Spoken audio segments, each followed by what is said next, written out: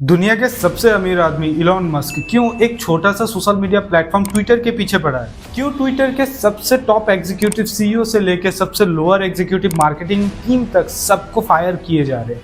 वो क्या रीजन है जिस वजह से इलॉन मस्क ट्विटर के इतने सारे ऑफिसेस को बंद करवा रहे हैं? बेसिकली इलॉन मस्क ट्विटर को एक फ्री स्पीच प्लेटफॉर्म बनाना चाहते थे, लेकिन ट्विटर के पॉलिसीज पब्लिकली ओपन ना होने की वजह से ये पॉसिबल नहीं है आज तक। वैसे भी अगर ट्विटर में कोई बैन होता है तो वो लाइफ टाइम के लिए बैन हो जाता है, और सबसे बड़ी बात उसको पता ही नहीं चलता है कि रीजन क्या है उसके बैन के पीछे। ये सारी चीज एलॉन मस्क को भी काफी खटकता था। वैसे भी आप सभी को पता है इलॉन मस्क अपने सारे बिजनेसेस को सबसे ज्यादा प्रमोट ट्विटर के माध्यम से ही करते हैं। कहीं ना कहीं इलॉन मस्क के बिजनेस के रिलेटेड जो कस्टमर सेगमेंट है वो ट्विटर में ही आपको ज्यादा मिलेंगे रादर देन फेसबुक, इंस्टाग्राम, जिस वजह से काफी लंबे समय से ही ट्विटर के ऊपर इलॉन मस्क का बहुत दिलचस्पी हमें देखने को मिला है। वैसे तो हर एक बड़ा बिजनेसमैन कोई ना कोई मीडिया हाउस ओन करता है, उसी तरीके से इलॉन मस्क भी ट्विटर को अपना टारगेट बनाते हैं। लेकिन अपने बिजनेसेस को स्मूथली हैंडल करने के लिए और उसको और अच्छी तरीके से प्रमोट करने के लिए ट्विटर में बहुत सारे फ्लेक्सिबिलिटीज की जरूरत थी इलॉन मस्क। अब इसी फ्लेक्सिबिलिटीज को पाने के लिए इलॉन मस्क ट्विटर के शेयर खरीदना शुरू कर। अप्रैल 2022 तक इलॉन मस्क 9.2% ट्विटर के शेयर खरीद चुके होते हैं, जिसके बाद इलॉन मस्क डिक्लेयर होते हैं सबसे बड़े share holder Twitter platform.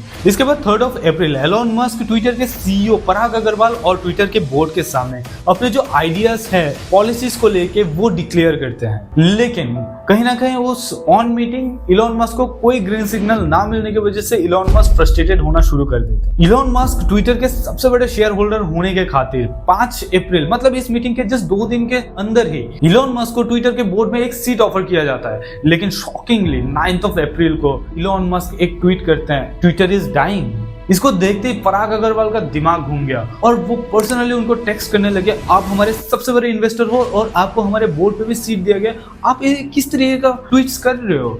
Then Elon पराग अग्रवाल को क्लियरली बता देते हैं he is not interested to join any board. So Elon Musk उस दिन डिक्लेयर कर देते हैं $45 बिलियन के वैल्यूएशन पे इलॉन मस्क पूरे ट्विटर को खरीदने वाले हैं, उसको एक पब्लिक कंपनी से प्राइवेट कंपनी में कन्वर्ट करने वाले हैं, जिससे करके उनको किसी भी डिसीजन के लिए किसी का वेट ना करना पड़े। अब ये ऑफर जैसे ही ट्विटर के बोर्ड ने एक्सेप्ट किया, साथ ही साथ कुछ कंडीशंस भी अप्लाई हुए थे इलॉन मस्क के ऊपर, जैसे कि ये डील क्लोज होने तक इलॉन मस्क कंपनी या एम्प्लॉयज के बारे में कुछ भी फिर फॉल्स स्टेटमेंट सोशल मीडिया में पब्लिश नहीं कर सकते। एट द सेम टाइम इस ट्रीटी को साइन करने के बाद अगर इलॉन मस्क इस डील को क्लोज नहीं करते तो उनको $1 बिलियन का पेनल्टी पे करना पड़ेगा। सारी चीजें बहुत स्मूथली जा रहे थे, सब वेल सेटल था, लेकिन 13 अप्रैल ये ट्वीट करके इस डील को वो अब होल्ड पे रख रहे हैं। रीजन, ट्विटर में बहुत सारे स्पैम एंड बॉट्स अकाउंट है जिसके बारे में प्रॉपर इन्फॉर्मेशन इलॉन मस्क को नहीं दिया गया था, जिस वजह से वो इस डील को होल्ड करना चाहते हैं। Such a stupid reason, right? लेकिन इसी के बाद ही ट्विटर के CEO Parag Agrawal and Elon Musk के बीच एक ट्वीट का जंग होता है, जिस जंग में बहुत सारे फॉल्स स्टेटमेंट इलॉन मस्क की तरफ से पब्लिश होता है, जिनके अगेंस्ट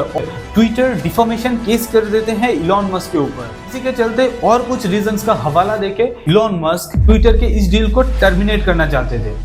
लेकिन जब यही पूरे केस को इलॉन मस्क के लॉयर ने अच्छा से इन्वेस्टिगेट किया तो उनको देखने को मिला वैसे तो डील को टर्मिनेट करने के लिए $1 बिलियन का फाइन पे करना ही पड़ेगा। At the same time deformation case भी जीतना उनके लिए बहुत मुश्किल है। इससे बहुत ज्यादा बेटर होगा कि इलॉन मस्क ट्विटर को खरीद ही ले। लेकिन कहीं ना कहीं उनको ये लग रहा था कि वो नेगोशिएट कर सकते थे, ट्विटर के प्राइस को और कम में वो खरीद सकते थे, क्योंकि लास्ट कुछ सालों से Twitter continuous loss making company में कन्वर्ट हुआ है। लेकिन इस केस के चलते ये पॉसिबल नहीं हो पाया, इलॉन मस्क को अपने प्रॉमिस के मुताबिक ही ट्विटर को खरीदना पड़ा। अब सब कुछ न्यूट्रल लग रहा होगा, राइट? इलॉन मस्क पैसा देने को रेडी है, ट्विटर बिकने को रेडी है, सब कुछ सिंपल।